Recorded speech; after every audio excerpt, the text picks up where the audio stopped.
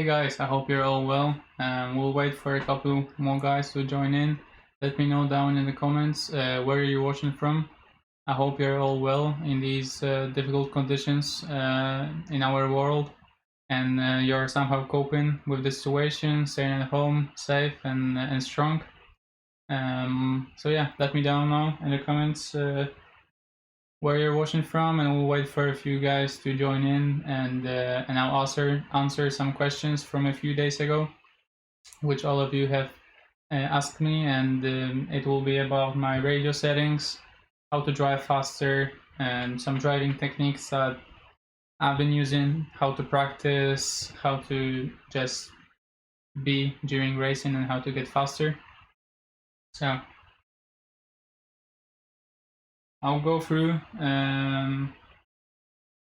few of the comments at the beginning. Maybe we'll wait for a few guys to join in, so nobody misses any information I'll be giving you guys today. Check out my YouTube channel, which should be right here, and my Instagram, and so my YouTube channel will be getting bigger and bigger. I'll be uploading some more videos soon, some tips, how to do some different stuff on your cars, and just overall things that I want to share with you in these boring times, to be honest. Hi Vicky, hi Billy. I hope you're all well in the USA. I know it's pretty bad over there.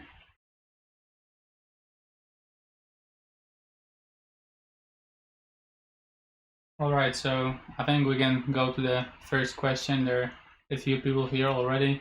So the first question I was asked by Moritz Lautenbach, a great driver from Germany, using Schumacher and other breed products. I hope you're watching, so you know the answer to your question. So, where do you think the invisible speed is, and where is the key to unlock it? For example, at the two-wheel NAS, I was similar pace-wise to Jorn. At the Worlds 1 week later, I have no chance. At the carpet race before down, I win with a one-lap lead. In down, I consistently missed round, but about half second. Any advice? So probably the issue you are thinking about is you go to a race and you feel like you're really fast, and then you go to a completely different track. Like this is the World Championships was on a very loose clay track, very low grip, and the two-wheel nuts. I think you're talking about the AstroTurf race in Germany at Arena 33.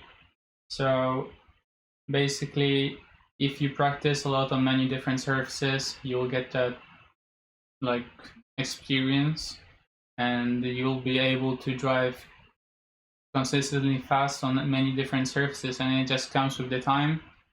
Like Jorn has been racing for a really long time. He's a great experienced driver. He's also very talented, and you are as well.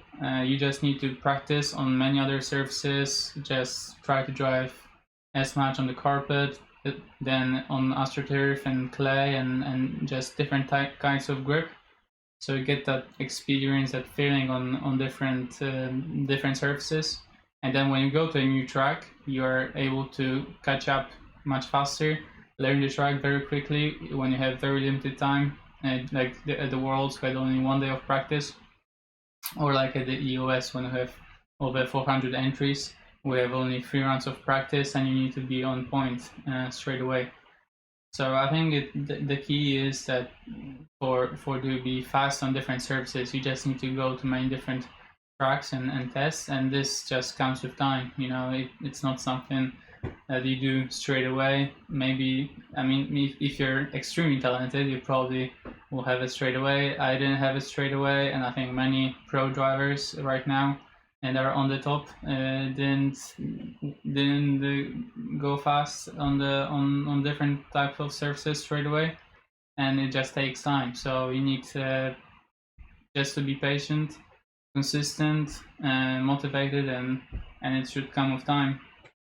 And then the invisible speed is something that is very interesting for me in our RC sport, because many times I get asked by someone to watch him race, see how he's doing on the track, where he's making the mistakes. And let's say he's like a C main driver at the EOS, and I don't really know where does he make the mistakes, and I cannot point out like you're too slow in this corner, you don't use enough power in that sweeper or something like that.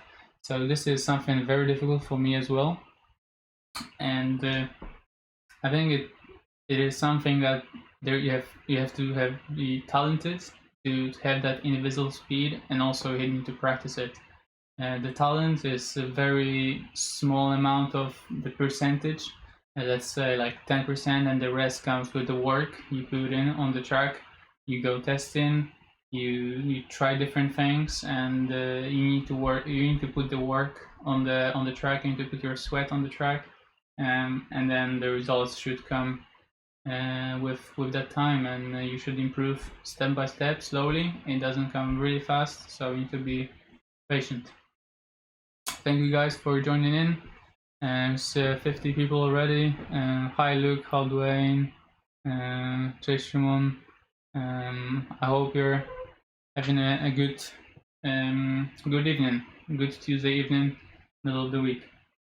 So the next question was from Emanuele Casina. Your radio setup for 112 Pankar.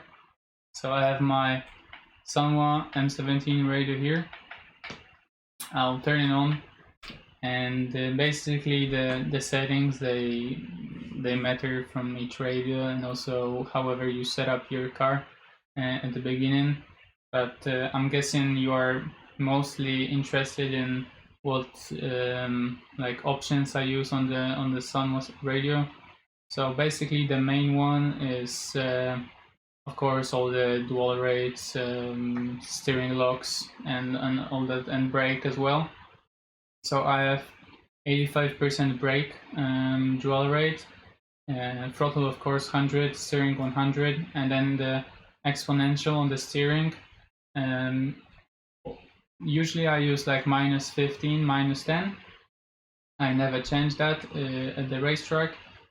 Here in 12 scale at the Worlds I use -15 on the steering and 0 on the throttle. Usually I don't use on the throttle any exponential, maybe sometimes when it is very loose outdoors, like at the Euros a couple years ago or last year, and then I used some minus on the throttle, but that is something very rare.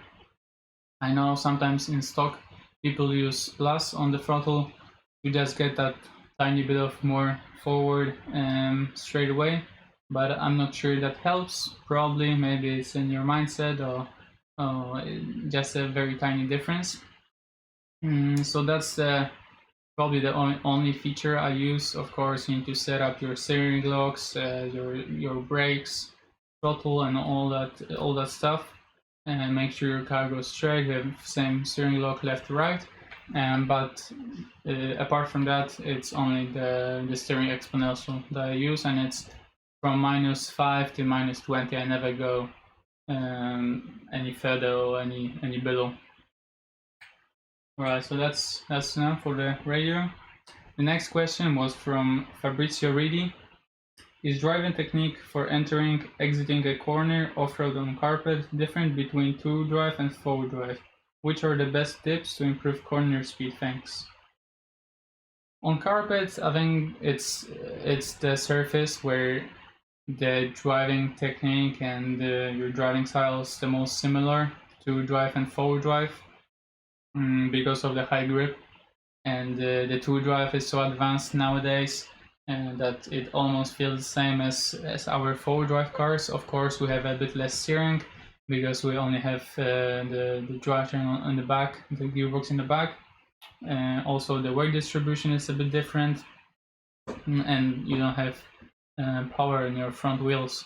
So that's on carpet. It's probably very similar. You need to remember that you don't have as much steering in two drive as in your four drive. That would be awesome if we had the same amount of steering in two drive, but for now it's not possible, and this makes the two drive a bit different and a bit more challenging than four wheel drive, especially for people coming in from different categories like 8 scale or touring car. Four drive is usually the easiest class. Two drive is the more difficult one, but I would say it's probably the same. Of course, it depends on the layout. If the layout is open and you need a lot of exit steering and you're on throttle for quite long, and then two drive, you need to be a bit more patient with it as it doesn't have so much exit steering.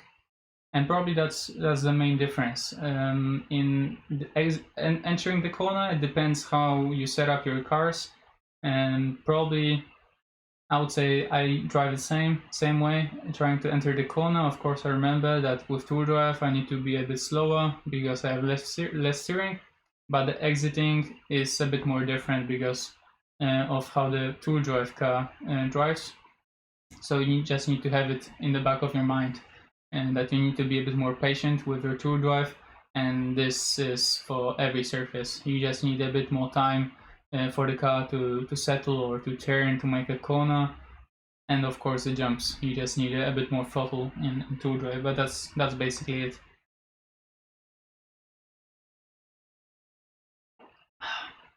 So next question was from Blaine Reynolds.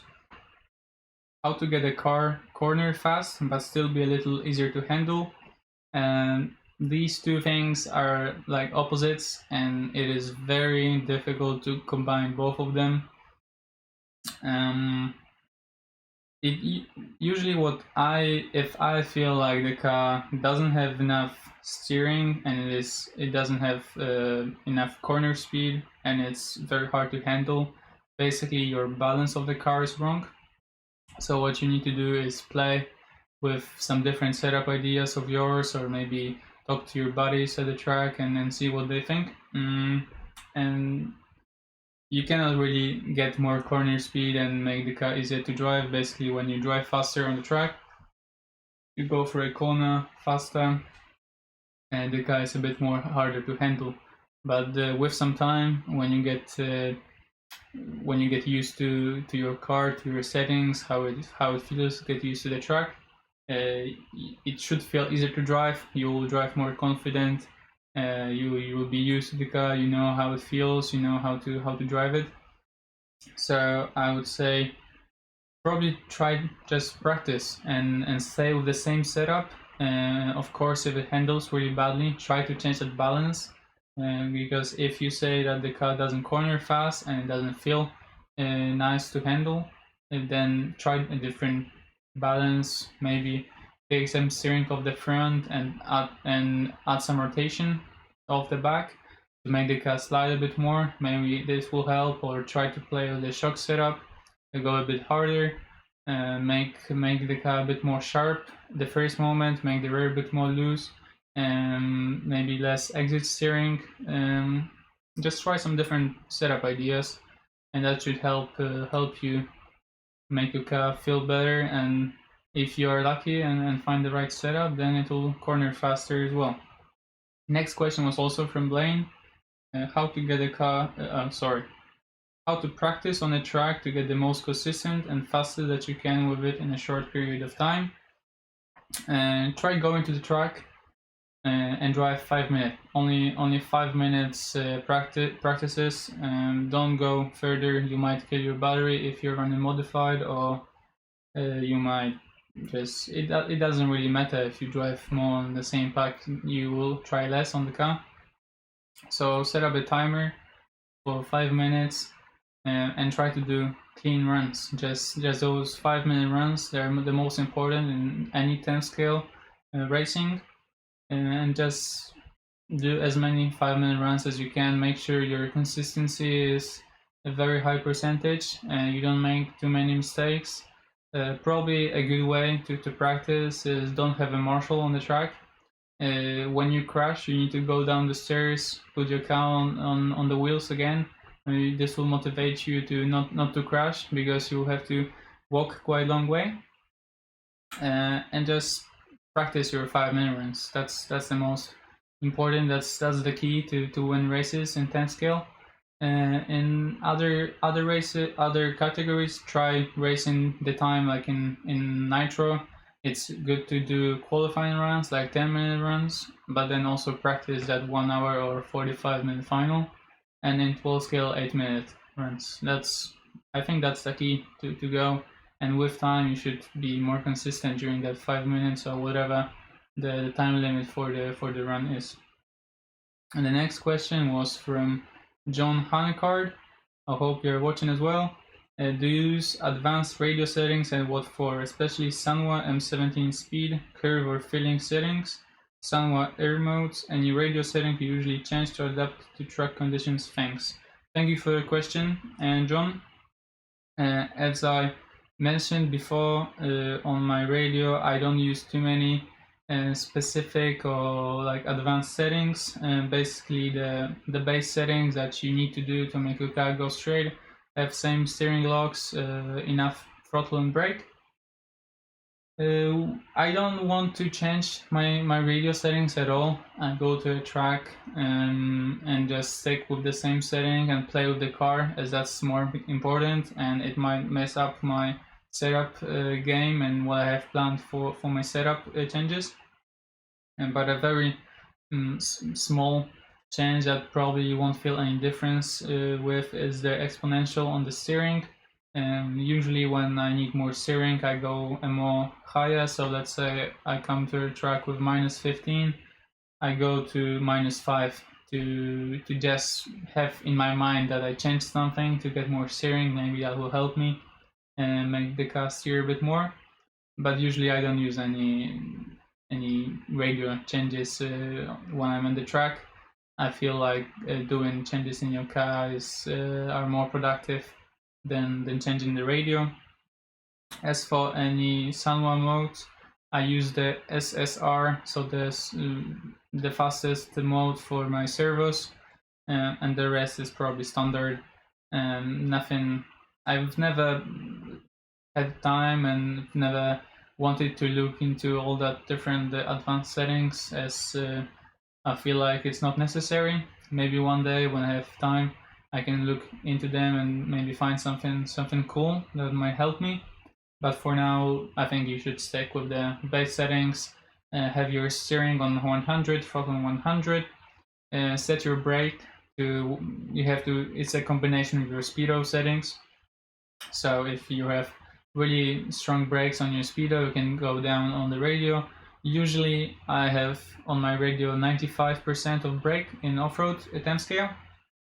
And then the steering exponential, as I said, like from -5 to -20, and then just stick with it and concentrate on your car and your own driving.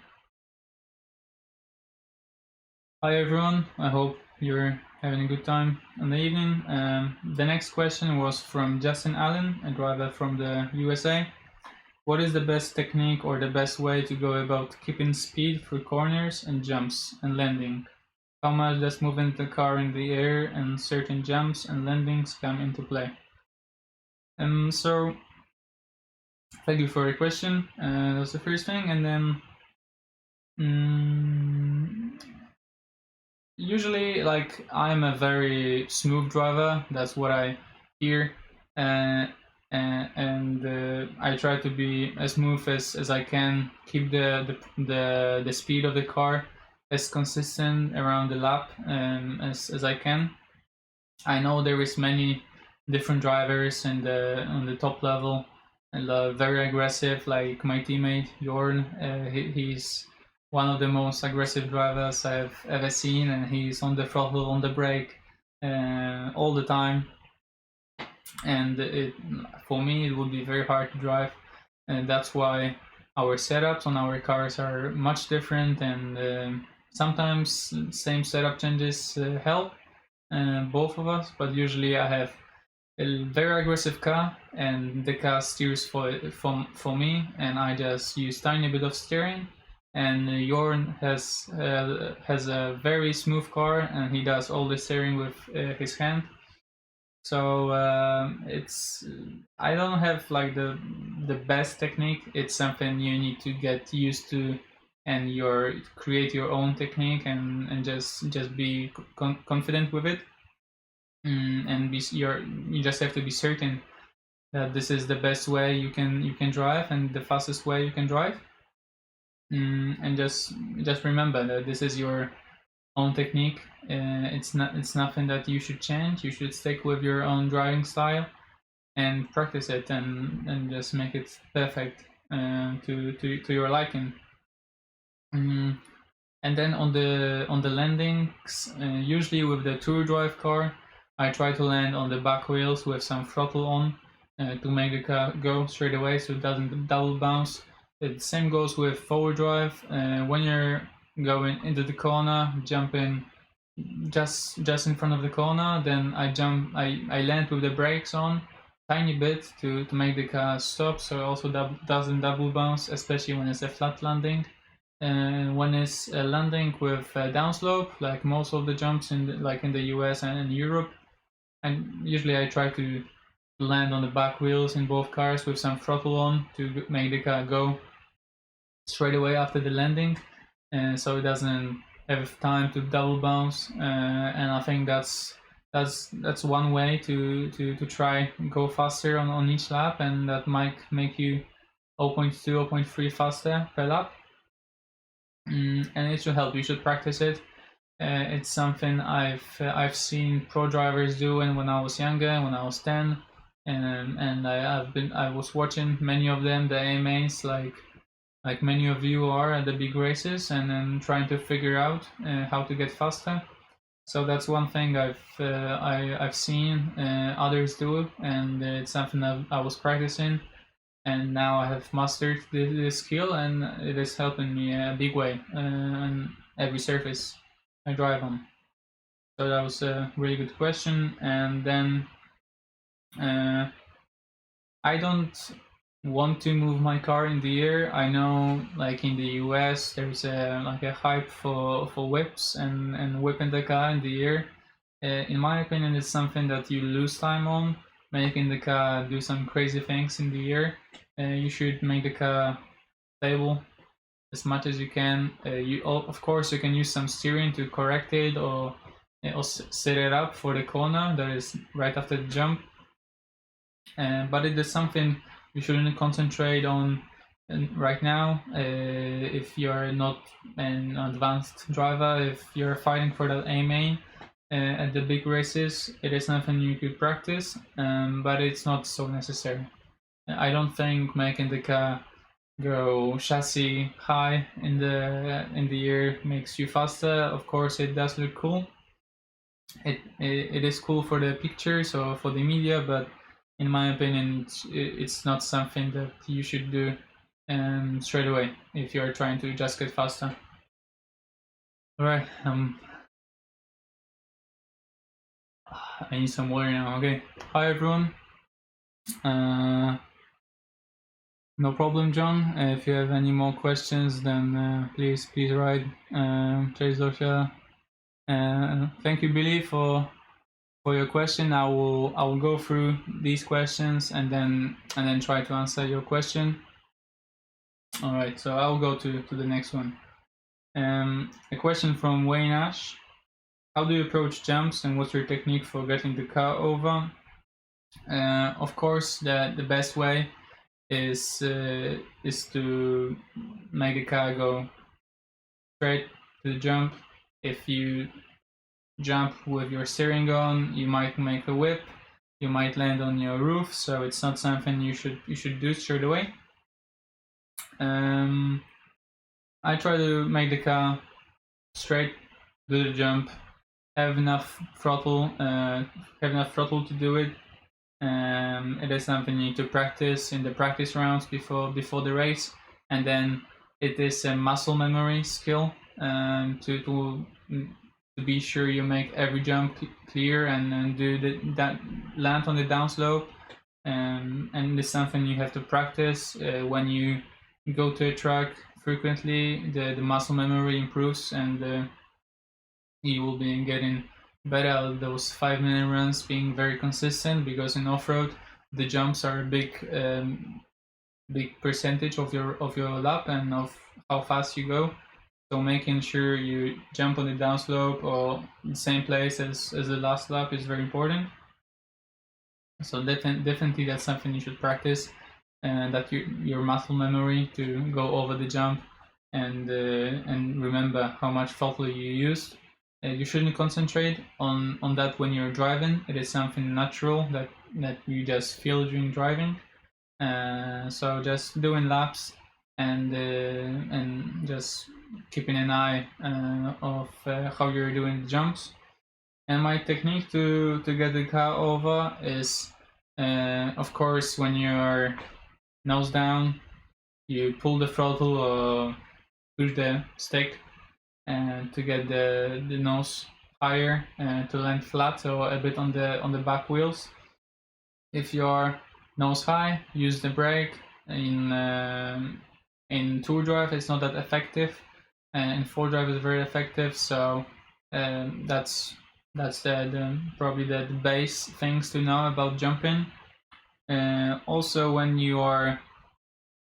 you see that you cannot go over the jump, you didn't use enough power, it is a good way to try to make the jump is pull the throttle really quickly and then release it and pull the brake, and just make like a really fast move, try to get the car a bit further.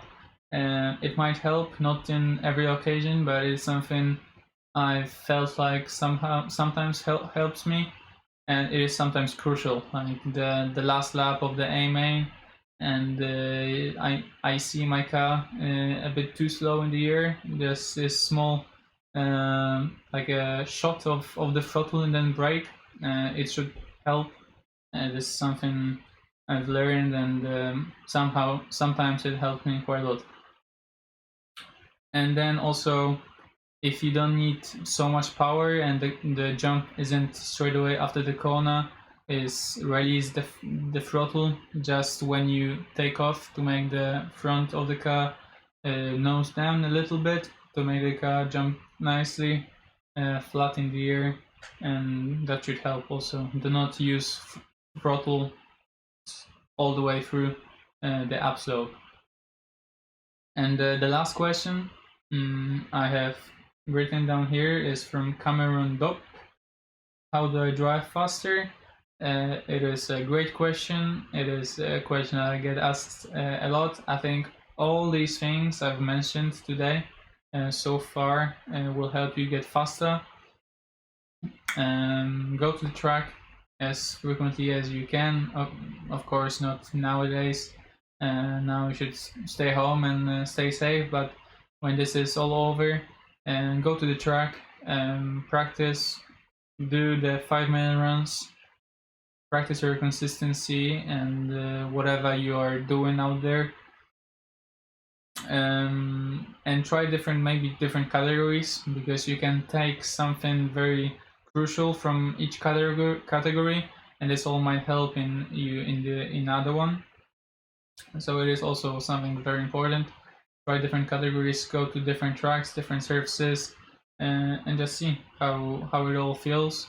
And enjoy yourself at the track. You need to have fun to drive fast. You need to enjoy what you're doing and be motivated, and then you should get faster. And follow all these tips I mentioned before. I hope you're watching now, or you'll be watching later, and then you can learn something and use it at the track next time. So I'll go back to the question from Billy. What's a good car to start out with for my first race? Looking to start racing myself. Just got into RC. Well, it is. So I started with Tamiya cars. That was a plastic car, just for kids. So it is a good way to start, just with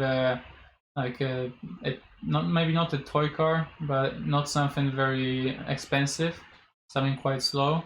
I would suggest trying the two-wheel drive. So we have the two-wheel drive Schumacher Kuga laydown stock version, and you can use a slower motor version, like a 13.5 or 17.5. Put it in the car, and have the car a bit slower, not like me in the modified with very fast motors and speedo settings.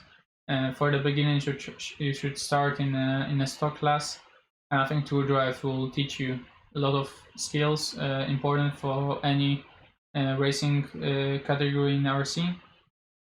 And just try the basic car. The car is good enough out of the box, especially for learning when you're a beginner.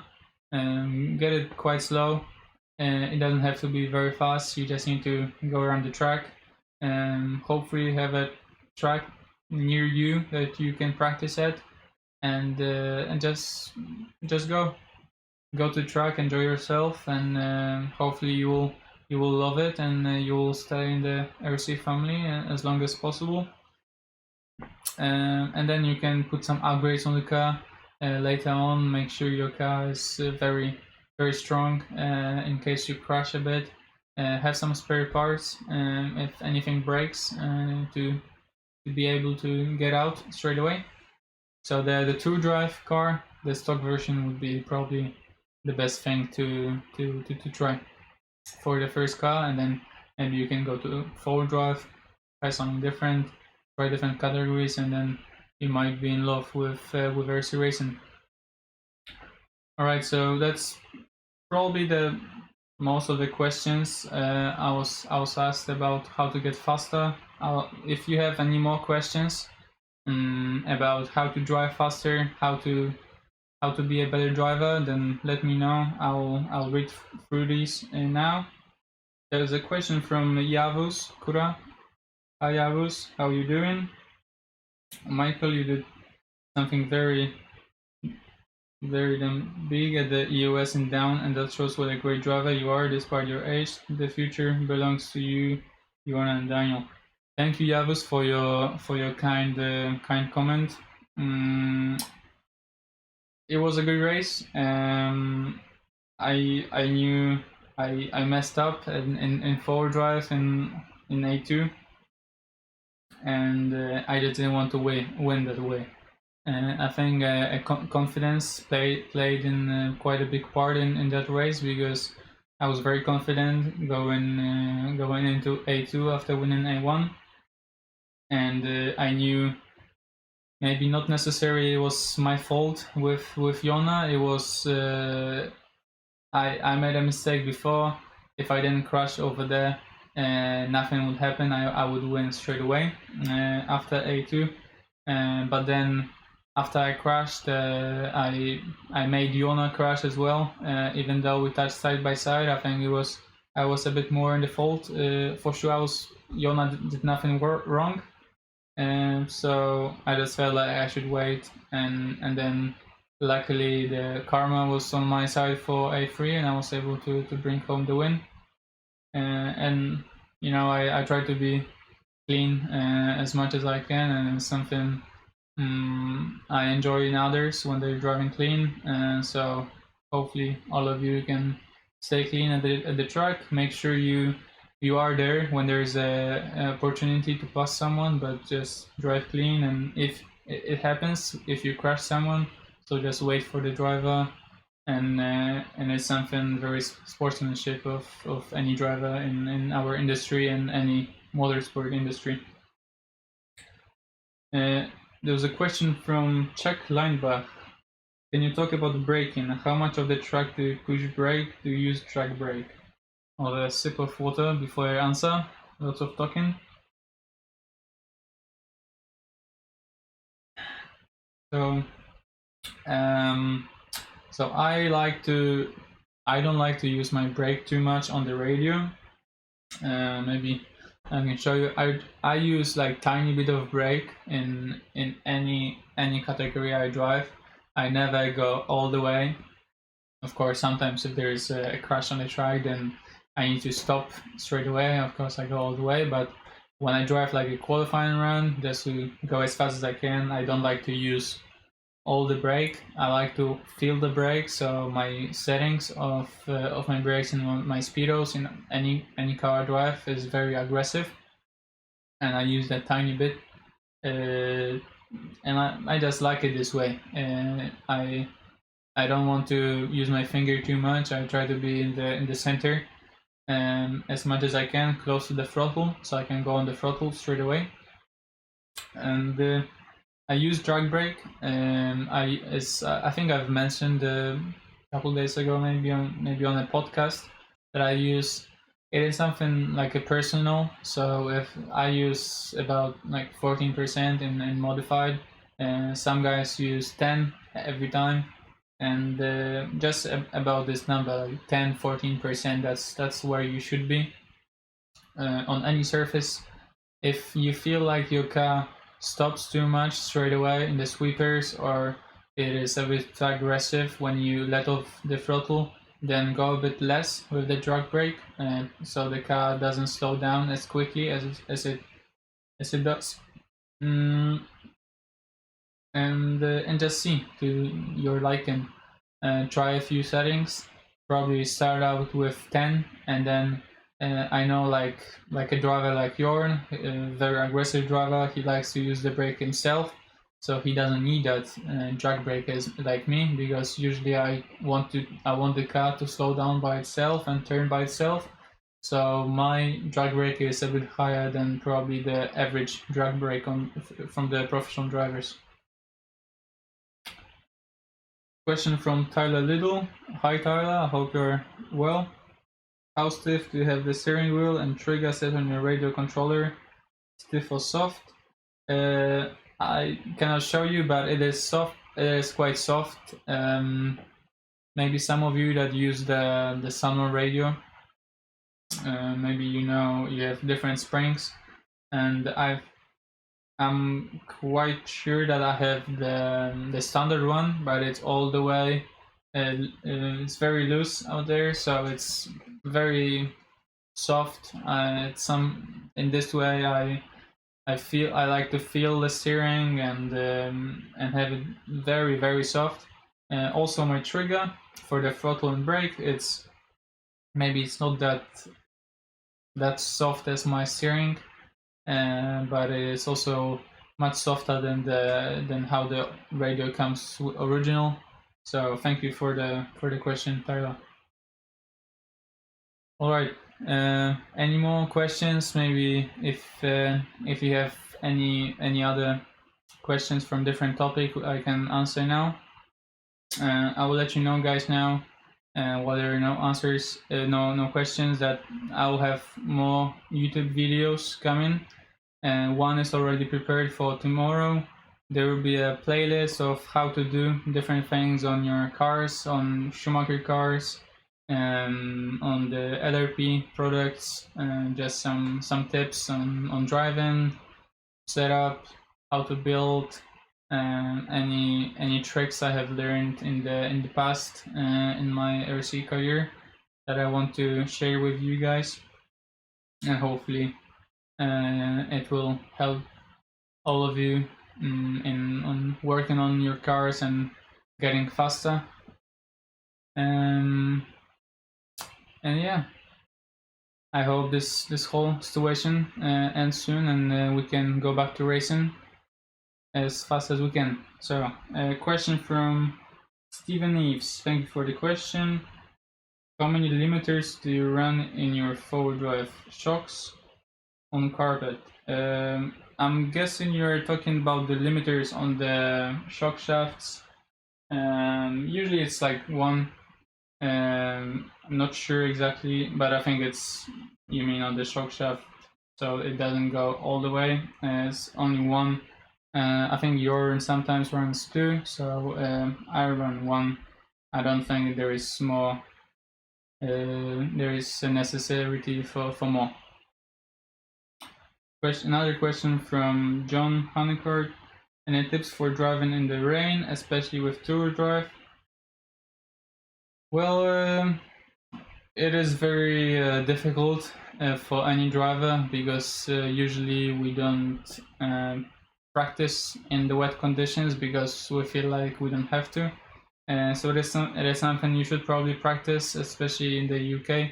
As in the UK, it's very often that the rain comes during the race and we have to race in the wet. Try to be smooth. That's the only thing I can say. And try to be as smooth as you can. You need to be very patient when it rains because you have no grip at all. You need to be very careful with both your steering and your throttle finger. How you brake, probably you don't even need to use your brake. If you do, try to be very gentle.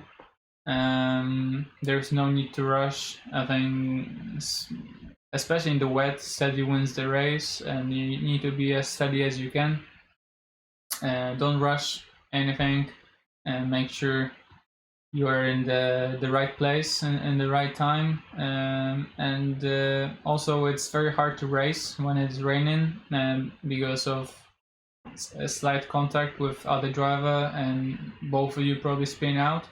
So try to avoid any contact with other drivers on the track, and just be patient and consistent, because maybe some other drivers get frustrated with how their car drives and how not enough grip they have, and then you can go through the field and win the race in the wet. So just try to be patient, and that's the only thing you can keep saying in your mind. Just be patient. There's no grip at all at the track, and make sure you finish the race and not make any mistakes. And it's something you need to go very slowly and not make any mistakes, because the marshals take much longer to go to your car because it's very slippery on the track, so they're a bit scared. So any simple mistake might cost you a lot of seconds. So try to be consistent, not make any mistakes, and just be patient with the car, especially in tour drive. The next question was from Lee Firo. Thank you for your question. Do you use the alloy diff on carpet? Yes, in my two-wheel drive, I use my alloy diff from Schumacher. Usually on carpet, I run 7K with 2 gears, or 10K with 2 gears. In four-wheel drive, I run plastic gear diffs for now.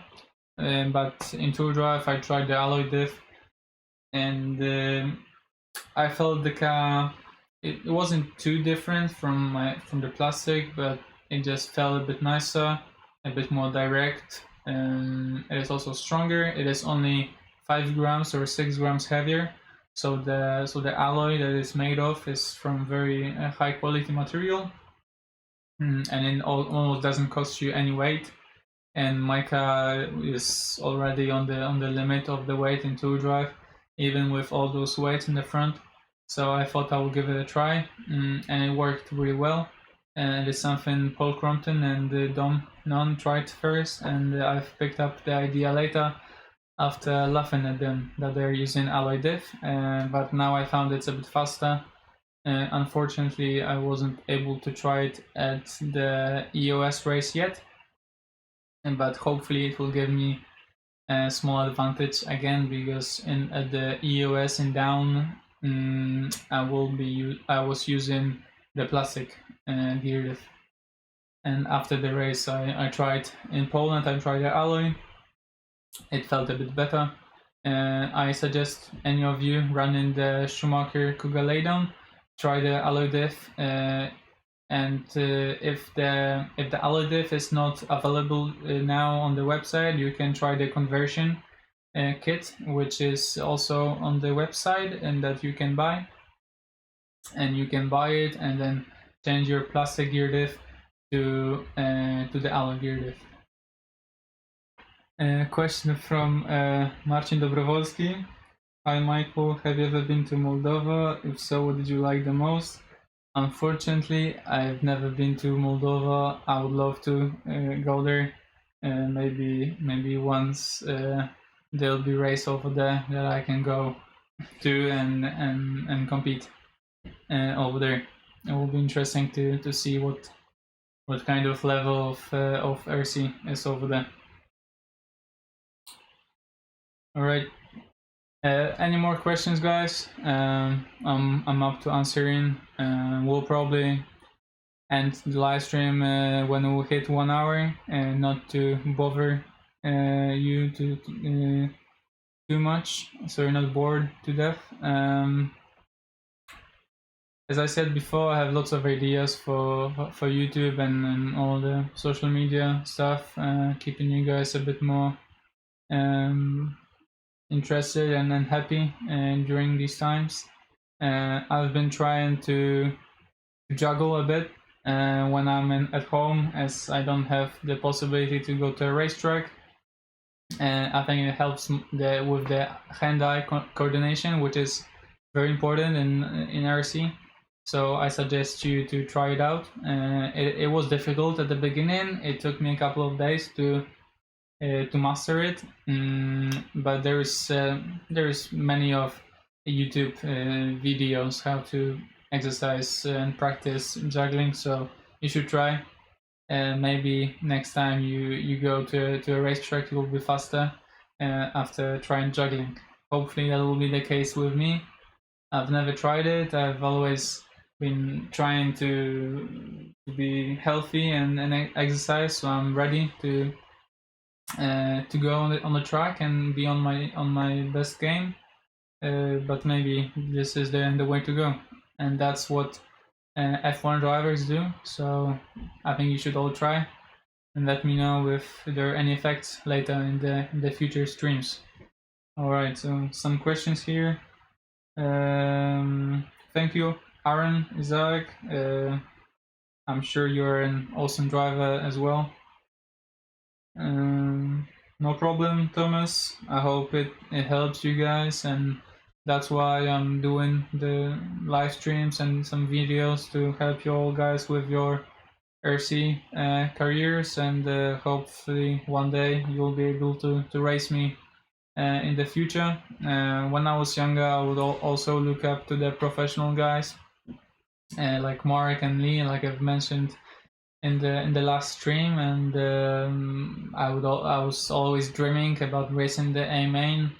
And then there was one of two races that something like clicked, and I was there and fighting for the top spots. And then it took me some time to be on the top and fighting for the win. And for the last couple of years, I've been able to be there on top every race at the EOS. So it is something you just need to be patient about and motivate yourself. That's your goal and dream. And your dreams might work unless you do. So you need to put the work in to make the dreams work. Question from Eric de Sterk. Thank you for the question. I hope I've read your name correct. Ceramic bearings for mod, what's your opinion? Yeah, why not? Try them. I think they're probably better. And from Schumacher, we have the Pro bearings, which I use in most places in my cars. So I don't know if you're using Schumacher products. I hope, and yeah, go for the ceramic. It should work better. Question from Steven.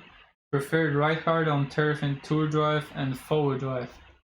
It really depends on the track. They're like crazy bumpy tracks like in the UK or lower grip tracks. So it depends from each track. Maybe you can specify your track you're racing at in the comments so I can let you know exactly. But if it's a flat track like at the Worlds in Yatabe in 2015, the turf was laid down on flat surface. Drive like 16 in tour drive and maybe 15 in forward drive. If it's a bit lower grip, usually we go higher to get more grip from the car. And yeah, maybe like on carpet I run 13, sometimes 14 in tour drive and 12 in forward drive, so that's very low.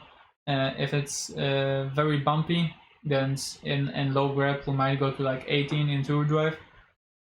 So it really depends. It's not something on turf we use exactly every time the same. very smooth and tight. All right, so if it's very smooth, then I would try 16 in two drive and 15 in four drive. If you feel like you need a bit more grip, go a bit higher. If you feel like the car rolls a bit more, try to go lower. But I think the starting point should be 16 in your two drive car and 15 in the four drive. Another question from Tyler.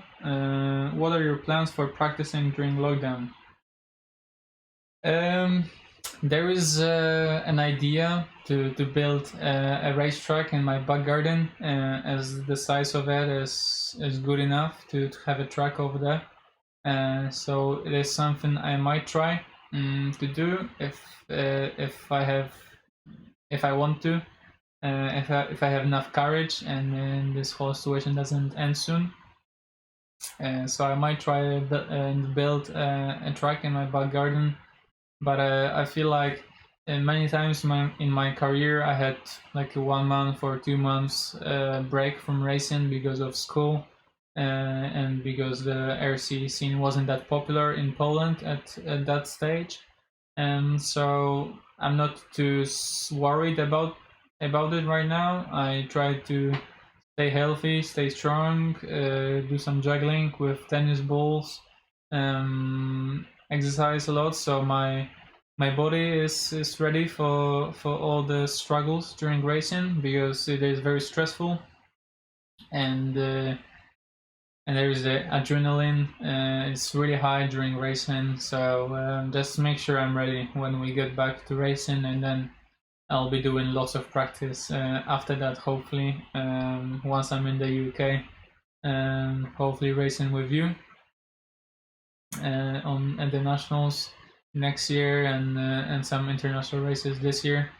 Hopefully the EOS series kicks off as soon as possible, and round one was very successful for our team and for me, so I hope we'll be able to finish the season on the same note as we have started. But it doesn't matter how we start, but how we finish. So I need to prepare myself, and now we're working on my cars. While I'm working on my cars, I'll be making lots of videos. I'm waiting for some stuff from Clinic RC to put on my cars and make them look much better. And yeah, just trying to find anything to do now at home. So I hope all of you are not too bored at your homes and doing any RC work you can, supporting your local tracks or local shops, and working on your cars, making sure they're perfect for when we can go out again and enjoy the RC. Alright guys, I think we'll be ending. It's almost an hour. Maybe any final questions you have, let me know. If not, then I'll be finishing. Check out my YouTube channel. The YouTube channel is right here. I'll have lots of videos over there, so subscribe and turn on the notifications so you don't miss any of it. This live stream will be on my YouTube channel as well. It will not be on Facebook. And if you have any more questions regarding how to get faster in RC and how to be a better driver, then put it down in the comments section on YouTube, and I'll be able to answer them later. And yeah, I hope you have a fantastic evening tonight, and hope you all stay healthy, stay strong, and make sure you're ready for the time when you get back to racing. I know it will be awesome. So see you guys next time, and have fun and stay strong. Bye bye.